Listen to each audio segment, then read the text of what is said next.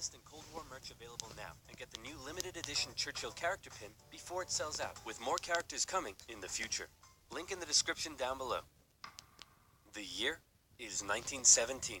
Fighting rages on the Eastern Front of the First World War. Both Germany and Russia are on the brink of collapse. Soldier, I need you to bring me this man. Got it. Found him, sir. What? No, not Lenin. Lenin, the Russian communist. What? Why would I need a beetle? Lenin, the Russian communist. He was exiled to Switzerland. You know what? I'll do it myself.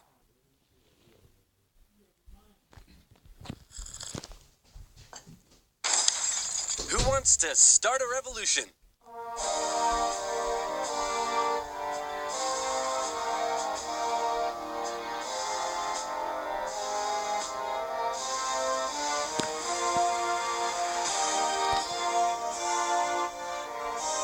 The Germans put Lenin on a train and sent him all the way back to Russia, hoping he and his mates would create an internal crisis. And create an internal crisis they did. The government was overthrown, and Lenin was in charge. He immediately pulled out of the First World War, made the country communist, started a 3-year-long civil war, got shot, broke the economy, caused a famine, and then he died.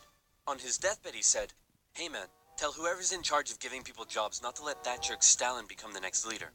By the way, who did I put in charge of giving people jobs? That would be Stalin, sir." Stalin was a rising force in the Communist Party. He still had some opponents, but conveniently, all of them were arrested or disappeared. So that was lucky. And so Stalin took over. He implemented his 5-year plans, which transformed the country from an agriculture-based economy to an industrial one. And like Lenin before him, he reigned with terror. Anyone who dared criticize or oppose him would either be killed or left to rot in the horrendous Soviet work camps. Then a short man with a silly mustache tried to take over the world, punched the Russians all the way to Moscow, and then the Russians, with some help from their faithful ally, the Winter, punched them all the way back to Berlin. At this point, being allies, America, the UK, and the Soviet Union were good chums. They held a couple of conferences near the end of the war to decide what would happen next. Hey Stalin, after all your trials and tribulation, you must be pretty happy to be standing here in Berlin. Tsar Alexander made it all the way to Paris. Just give me a second. Hey man, I think something's up with Stalin. I know, right? What should we do? Shall I tell him about the bomb? Yeah, tell him about the bomb. That will scare him. So, we got this crazy new big A-bomb that can destroy an entire city in one go.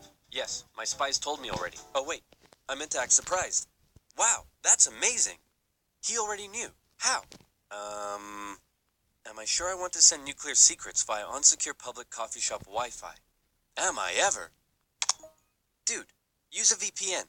And speaking of VPNs, if, like me, you take internet safety seriously, then you need NordVPN. NordVPN hides your online activities from outside intruders, preventing anyone from stealing your personal data and stopping your service providers selling your data to advertisers. With over 5,000 servers in 62 countries, it allows you to surf the net anonymously and securely. And it's simple to use. With just a click of a button, you can connect to a server halfway across the world, even allowing you to access streaming services from that specific territory. Say, for example, you wanted to watch a certain oversimplified video that for some reason has been blocked in your country. With NordVPN, you can. It works seamlessly across PC, mobile, and tablet. Go to nordvpn.com/oversimplified to get an amazing 75% off. That's just $2.99 per month, with an additional month free for a limited time. So again, that's nordvpn.com/oversimplified, also in the description box down below.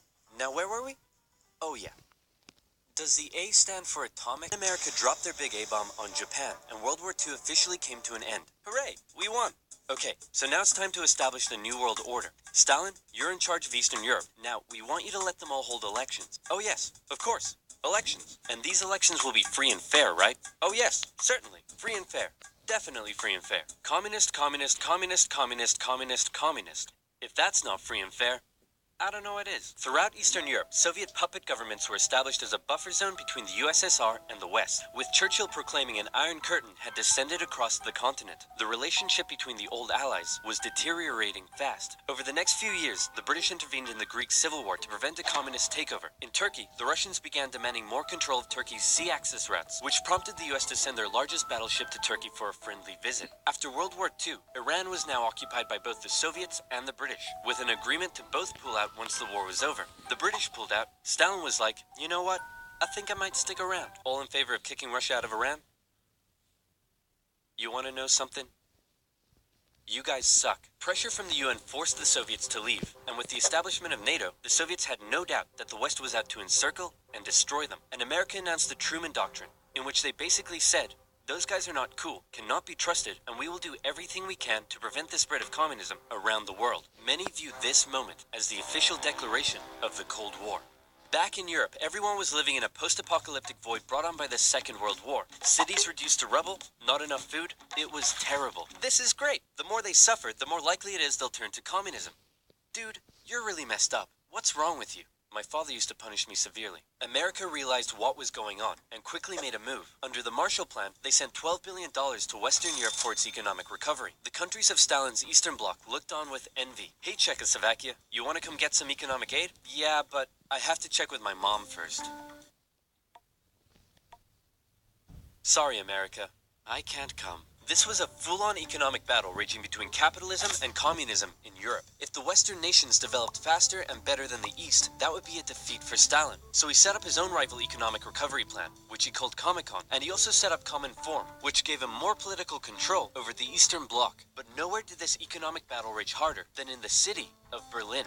Caught over 100 miles behind Soviet lines, the city had been divided up between the Allies, and the western segments were still under Western control. East Berliners could travel freely to West Berlin, see the economic prosperity and think, maybe this communism thing ain't so great after all. I'm gonna have fun tonight. You're home late. Oh, Stalin, I was just out with my friends. Friends? You stink of capitalism! You're out engaging in imperialist debauchery again! I swear, Ivan, I can't keep doing this. Stalin wanted the West out, so he said, hey, guess what? I'm blockading all of your supply routes to West Berlin. What are you gonna do about it? I suppose we'll just fly the supplies in.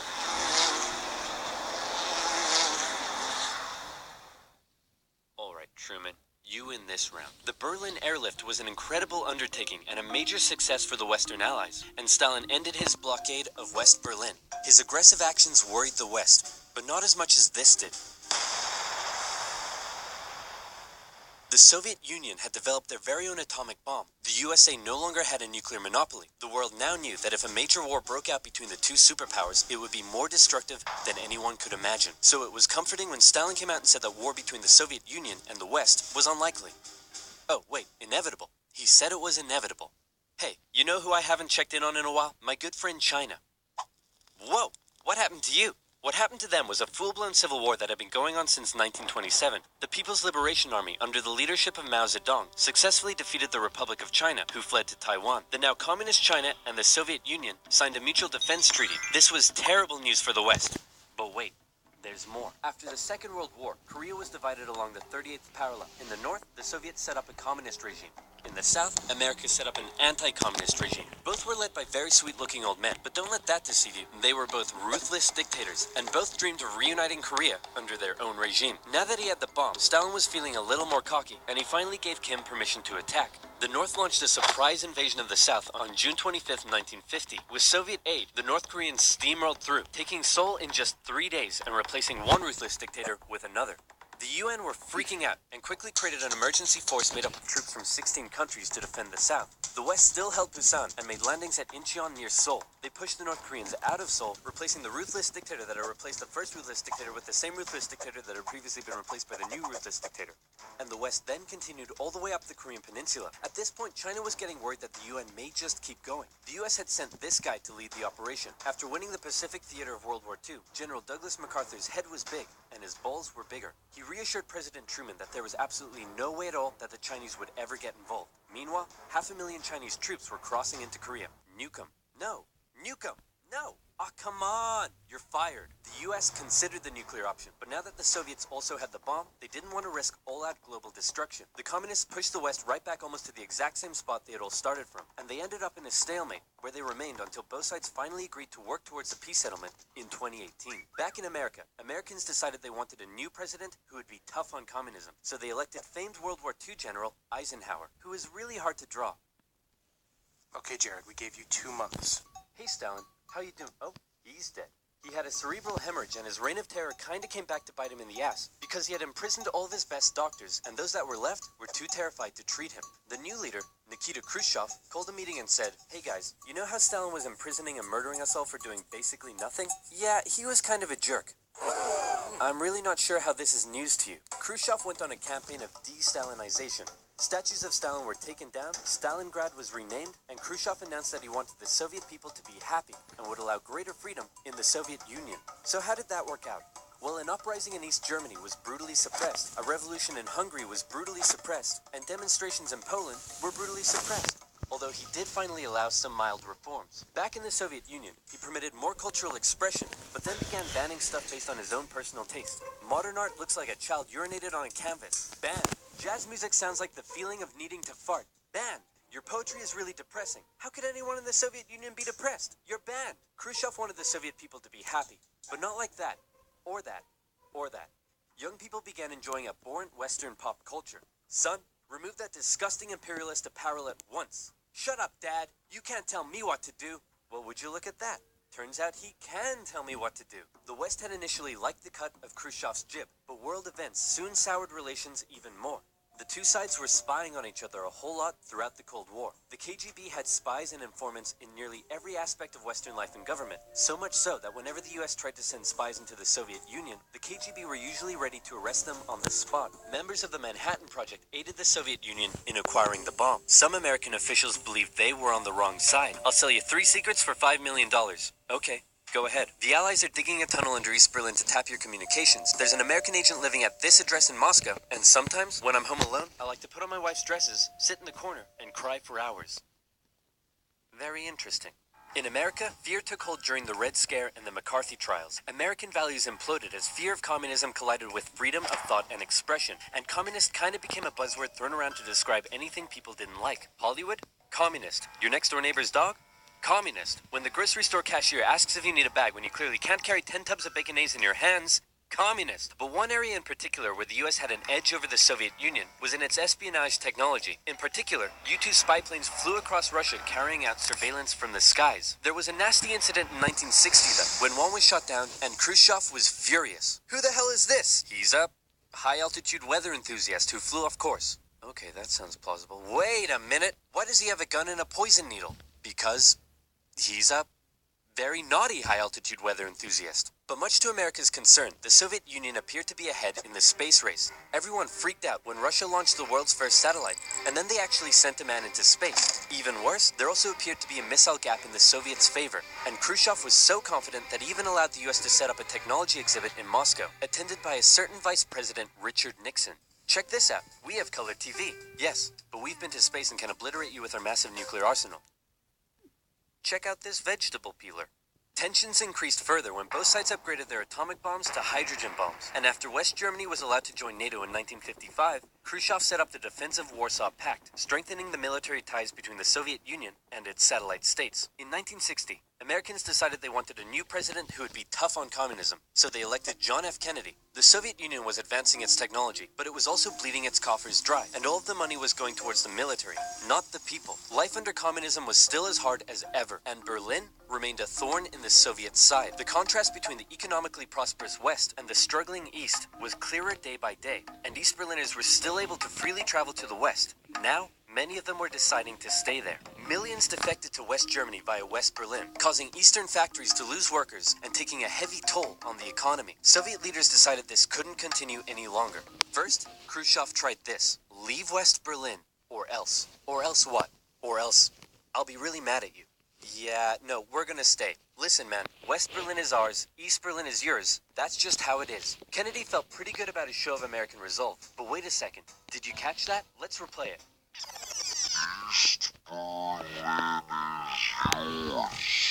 Uh-oh, Kennedy just told Khrushchev that the USA wouldn't interfere in what the Soviets did with their section of Berlin, so Khrushchev came up with a new idea. We're gonna build a wall, and it's gonna be a big, beautiful wall, and it's gonna keep out all the Mexicans. No, sir, that's wrong. It's gonna keep in these Berliners. Oh, sorry, it's gonna keep in all the Mexicans. On August 13th, 1961, Berliners woke up to find their city divided into two, with barbed wire and guards blocking the border between East and West. Over time, a wall was constructed throughout the city, Families were torn apart. Thousands would risk their lives escaping over the wall, and hundreds would die trying. To the despair of Berliners, the West were unable to do anything about it. But the wall did put on full display the failure of the communist system. As Kennedy said, democracy is not perfect, but we have never had to put a wall up to keep our people in. As part of the agreement between the two sides, U.S. diplomats were still allowed to travel to East Berlin. But suddenly, East Berlin crossing guards started giving them the business, and Kennedy was like, nah. In October, the U.S. rolled tanks up to the crossing point at Checkpoint Charlie as a show of strength. The Soviets did the same, and the two were in a standoff. They stayed like that for 16 hours, and the world braced for nuclear Armageddon. Thankfully, though, Kennedy called Khrushchev directly and was like, hey man, this is getting way too hot. How about you back your tanks up by an inch and we'll do the same? Sounds good. Okay, how about you back your tanks up by another inch and we'll follow suit? Alright, hey, you want to do another inch? And they both very slowly inched away from the apocalypse. Phew, let's hope that's the biggest crisis of my presidency. It wasn't. Okay. Next. This video was made possible by Skillshare, an online learning community where you can learn just about anything. Support my channel by signing up using the link below and get your first 2 months for free.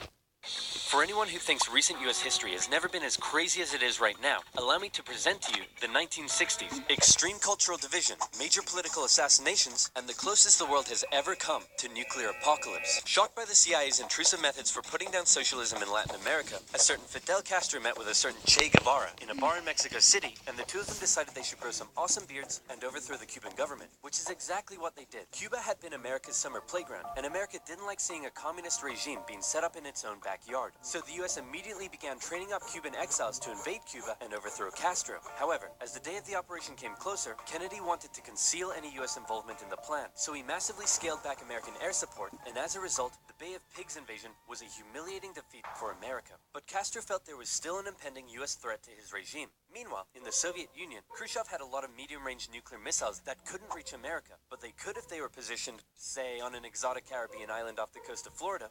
Hey, I'm a communist who hates America. You're a communist who hates America.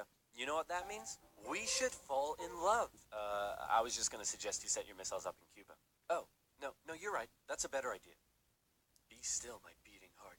On October 14th, 1962, a U-2 spy plane over Cuba noticed something strange. Sir, you need to look at this photograph. You're right. That's the cutest dog I've ever seen. Sir, I was referring more to the Soviet missiles. America freaked out as they realized what was going on. They were completely vulnerable, and they had to act fast. They knew that airstrikes or an invasion of Cuba would likely mean nuclear war with the Soviet Union. So Kennedy came up with another idea, a blockade. The U.S. Navy announced it would stop and search any Soviet ships heading to Cuba, and would sink any that did not comply. In response, the Soviet put its military into full combat readiness. The U.S. did the same, and began drawing up plans for an attack on Cuba. Things were escalating fast, and both superpowers were getting ready for World War III. Emergency communications between the two sides broke down as Khrushchev rejected Kennedy's demands for the missiles to be removed. And for the first time in history, U.S. Strategic Air Command moved to DEFCON 2. DEFCON 1 means nuclear war. The Soviets shot down a U-2 spy plane over Cuba. A Soviet nuclear submarine in the Caribbean mistakenly believed war had already broken out, and two of the senior officers gave the go-ahead to fire its nuclear torpedo. Thankfully, the third senior officer, this beautiful man, refused to authorize the decision. The U.S. finalized its preparations, and I kid you not, the day before the U.S. were set to decide the day and time for the Cuban invasion, Khrushchev was like, hey, you know if you just removed your missiles from Turkey, we'd remove ours from Cuba?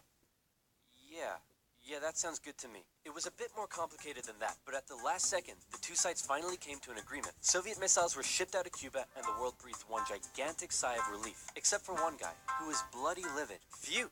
Let's hope that's the biggest crisis of my presidency. Unfortunately for him, his presidency was to end with one. Having nearly blown up the planet, a few changes were made. First, the superpowers agreed to a limited test ban treaty. Secondly, the Soviets ousted Khrushchev and replaced him with Leonid Brezhnev, who was a kisser. He liked to kiss. Both sides were deeply concerned at the prospect of nuclear war, but still, the arms race raged on throughout the 60s and 70s. U.S. intelligence worked out that the Soviets' nuclear arsenal was not as powerful as they previously thought, but in fact, it was America that held the advantage. ABMs and MIRVs were developed, and the doctrine of MAD. If both sides knew they would be completely destroyed by a nuclear war, neither would risk starting one. But even without war, the world was already feeling the effects of nuclear weapons. In 1966, above the pleasant town of Palomares in Spain, a U.S. bomber collided with a tanker mid-air, and 4 hydrogen bombs fell and landed near the town below. It hasn't exploded, so I'm sure everything's fine. Whoa, boy. Hey, I wouldn't eat that if I were you. Okay. What were you gonna do today? Go for a swim? Yeah, I wouldn't. Are you breathing right now? Yeah? Yeah, I wouldn't. It took the Americans 2.5 months to find one of the bombs, which had gone missing in the ocean. This was the 14th time America had lost a nuclear bomb since 1950. Nobody knows how many bombs the Soviet Union lost. So sleep well tonight. After Kennedy's assassination, Vice President Lyndon B. Johnson took over, and he inherited a developing crisis in the East, Vietnam. Back in the 50s, the Vietnamese had kicked their French colonizers out once and for all, and the country was divided into two. In the north, a communist regime, and in the south, an anti-communist regime. Both were led by very sweet-looking old men, but don't let that deceive you. They were both ruthless dictators, and both dreamed of reuniting Vietnam under their own regime. So the north established the National Liberation Front, also known as the Viet Cong, to carry out a campaign of guerrilla warfare in the south with Soviet support. The US sent advisors to help train the South Vietnamese to deal with the threat, but President Diem's brutal policies pushed more and more South Vietnamese to support the Viet Cong. And over the next decade, the situation escalated to a breaking point. America feared the domino effect. That is, if South Vietnam fell to communism, would Cambodia be next? Then Laos? Thailand? Burma? India? LBJ had to make a choice between losing South Vietnam or sending in the troops. And so in they went. From 1965, America found itself in a war unlike anything it had ever fought before. Let's play Spot the Viet Cong Soldier. Did you see him? Of course not. That's because millions of young American men were drafted and sent to fight a ruthless enemy who used the thick jungle as its shield.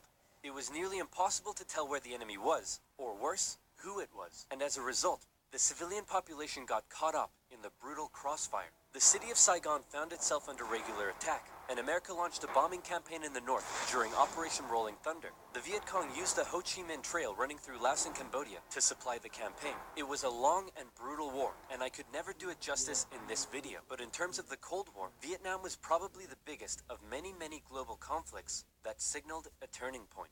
Under the threat of nuclear war, the two superpowers began working to make their relationship more constructive, and as a result, their ideological battle shifted away from the potential of direct conflict and more towards attempting to influence smaller proxy wars around the world. In the Middle East, the Soviet Union provided aid against Israel during the Six-Day War, and then again when the US backed Israel during the Yom Kippur War.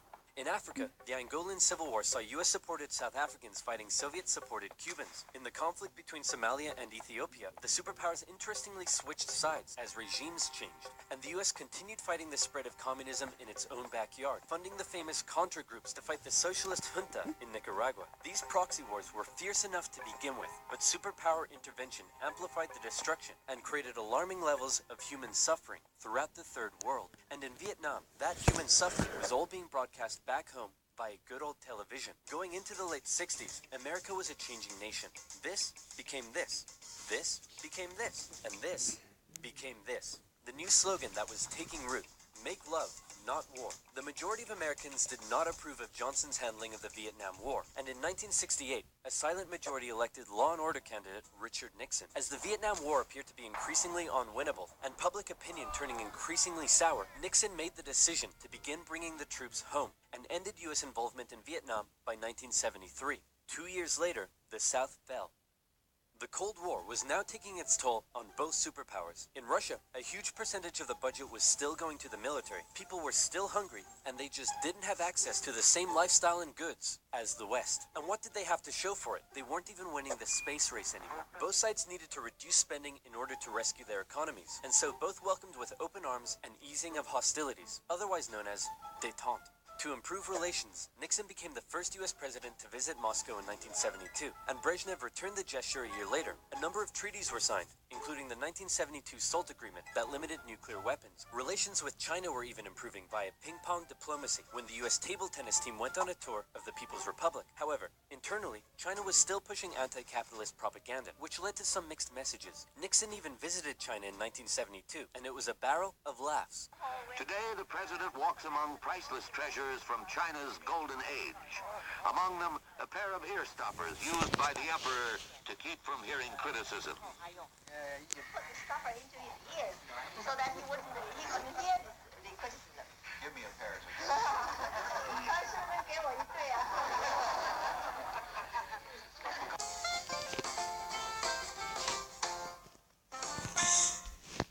Everything everything was going great for Nixon, until it was uncovered that back home he was being a very naughty boy and violating constitutional protocol. I'm announcing today my resignation as president, and I'm passing the office to my vice president, Gerald Ford. Wow, you mean in America the people can actually remove their leader when he breaks the law? Why not just rule by force? Where's the corruption? And my first act as president is to pardon Nixon. Ah, there it is. After the whole fiasco, Americans decided what they really wanted was just a nice, safe guy who wouldn't cheat on them. So they elected Jimmy Carter, and the two sides met in Vienna where they signed yet another strategic arms limitation treaty. It's an honor, Premier Brezhnev. Likewise, President Carter. Please don't do that. But that's not to say there was no longer any tension between the two sides, because there was. Heaps of it. Once again, the Soviet Union put down further attempts at reform and rebellion in the Eastern Bloc. The Euro missile crisis saw new and improved classes of intermediate-range missiles being deployed in Europe. In 1979, the Soviets thought it would be a good idea if they had their own Vietnam and invaded Afghanistan to prevent a US-sponsored Islamic insurgency. And in response to these various crises, Olympic Games were boycotted. Conservatives were concerned that US policy had become too soft, and in 1980, they decided they wanted a president who would be tough on communism, so they elected Ronald Reagan. And Reagan came in guns blazing. Concerned at the Soviet Union's human rights violations, he made a speech calling them an evil empire. And he also wanted to renew the arms race using technological advances in computing and lasers. He came up with the Space Defense Initiative, also known as Star Wars, which was basically a big defensive anti-nuke shield around the country. But a lot of people thought it was a pretty dumb idea. The Soviet Union perceived this shift in rhetoric as the USA getting ready for war, and they were feeling especially threatened as their relationship with their communist ally China had broken down. Relations took a big hit in 1983 when the Soviets shot down a Korean airliner that had strayed into their airspace, and it looked like the world was going right back to mid-20th century Cold War tension. But then Brezhnev got really old and died, and was replaced by this guy who was really old and died, and was replaced by this guy who was really old and died, and he was replaced by Mikhail Gorbachev. Coming into office in 1985, he was the real game changer. His philosophy differed a lot from previous Soviet leaders. He felt that the reason the Soviet system and economy was struggling was that it didn't allow the Soviet people to find satisfaction in their work, because they weren't allowed to speak freely and lived in fear. Gorbachev wanted the Soviet people to be happy, but unlike previous Soviet leaders, he actually made the change happen. Within the first couple of years, he began the political movement for more openness and transparency, and the restructuring of the Soviet political and economic systems. And change very quickly took effect. People could criticize the government, they could enjoy Western pop culture, the media interviewed Margaret Thatcher, but most importantly, the Soviet people could now enjoy Pizza Hut. All hail to Gorbachev. He also knew that the arms race needed to end in order to rescue the Soviet economy, and a positive relationship with the West must be established. Constructive dialogue reopened and resulted in the INF Treaty, which saw all intermediate-range missiles eliminated, which was huge. Reagan's tone towards the Soviet Union began to soften, and things were looking up. But what would these reforms mean for the Eastern Bloc? For decades, the Soviets had been brutally suppressing any attempt at change. Now, would they be allowed? And that was the exact question on Hungary's lips when the Prime Minister visited Moscow. Gorbachev's response: he didn't necessarily agree with the reforms, but he wouldn't stop them either. He was prepared to let the Eastern Bloc choose its own future. This was massive, and the Hungarian leaders began planning free, multi-party elections. Poland followed suit and also held elections in June. The anti-Soviet party Solidarity won 99 out of 100 seats in the Senate. But not just that. In Hungary, the barbed wire border between East and West was removed. The Iron Curtain was unraveling. But not all Eastern Bloc leaders were happy. Notably, East Germany was still ruled by a hardline Stalinist, Erich Honecker, and many East Germans were still eager to get out. They had been trapped by the Berlin Wall, but now they were doing the math. If they could travel to Hungary, and Hungary's border with the West was loosening, could they now make it to the West? That summer, East Germans decided Hungary was the latest top holiday destination. They traveled there in droves, and using various methods, tens of thousands crossed the border into Austria and the West. Honecker was furious, and blocked travel to Hungary, but that civil liberties train had started rolling, and it wasn't stopping. Thousands more flocked to the West German embassy in Prague, where they stormed the fence around the embassy gardens, and a temporary refugee camp was set up. In September, deals were struck to allow the refugees to travel west by a train. Back in East Germany, the people were running on a civil liberties high, and they wanted their next hit. Dissent was growing. Over time, demonstrations turned to mass protest, with plainclothes secret police officers doing their best to put down the dissent, but it had grown well out of their control. And worse, the biggest demonstration was yet to come. We're gonna put all of this down by force. Right, guys? Guys? Unfortunately, everyone had realized what he had not. This was bigger than them, and the entire East German Politburo voted him out of power. On November 4th, over 500,000 East Germans took to the streets of East Berlin. For many, there was still one big target left in their sights: that damn wall. The pressure on the East German government was too great, and on November 9th, they made a bit of a chaotic announcement that the travel ban between East and West was being lifted. The change wasn't meant to take effect until the next day, and crossing guards still had orders to shoot on sight any who tried to cross. But that night, huge crowds gathered at the crossing points, and the guards were overwhelmed. In an astronomically historic moment, after decades of family separation and travel restriction, the people were allowed to pass through. East and West Berliners couldn't believe it and celebrated together throughout the night. Some even climbed the wall and began to topple it. The Iron Curtain had fallen, and a year later, Germany would be reunited. Elections in Bulgaria, a peaceful revolution in Czechoslovakia, and a violent one in Romania brought to an end communist authority in the Eastern Bloc. America decided it would be best if it just stayed away and let the change happen, as the anti-communist movement continued all the way back to Moscow. Gorbachev had given the people the freedom to demonstrate. Now, they demonstrated for an end to the communist single-party rule, and Gorbachev had to give in. For the first time in history, elections were held in which candidates not officially endorsed by the party were allowed to run. Ambitious rival of Gorbachev, Boris Yeltsin, led a growing democratic movement. Now things here get quite confusing, and the dissolution of the Soviet Union is a complicated topic. So believe me, this is oversimplified, but it went a little bit like this. The Soviet Union was made up of a number of smaller Soviet republics, the largest of which was Russia. Yeltsin got himself elected the president of Russia, and began a struggle for sovereignty against Gorbachev and the greater Soviet Union. Communist hardliners were horrified at what Gorbachev was allowing, so they briefly kidnapped him and tried to set up their own emergency government. But Yeltsin and his supporters all gathered around the White House in Moscow and were like, no, we have a tank. So the hardliners had to concede and released Gorbachev. Wow, thanks Boris. That was a close one. No problem. And thanks to you for all the great freedom you've given us. Anytime, pal. And just to inform you, I've used that freedom you've given us to go behind your back and make a deal with Ukraine and Belarus to dissolve the Soviet Union and set up the Russian Federation. In other words, you're no longer in charge. I am. Dude. So uncool. And so decades of tension and the everlasting threat of nuclear war finally came to an end as democratic governments were established in many of the old Soviet republics, and the world got along together forever after. Right, guys? Hey, this modern art thing is growing on me. Where can I learn to do that? Skillshare. Skillshare is an online learning community with classes in design, technology, business, and more. Learn how to code your own games and apps. Learn a musical instrument. Learn how to animate videos like mine. Learn Japanese. Premium membership gives you unlimited access to all of these classes and more. And better yet, everything is taught by genuine experts working in their field. Skillshare is also more affordable than other learning platforms, with an annual subscription being less than $10 a month. What's that? You wish you had an exclusive deal just for oversimplified viewers? Well, wish no more, my friend. The first 500 people to use this link, which can be found in the description below, will get their first 2 months for absolutely free. Plus, you'll be supporting my channel and keeping these videos coming. So be sure to use the link in the description box below and learn something new today.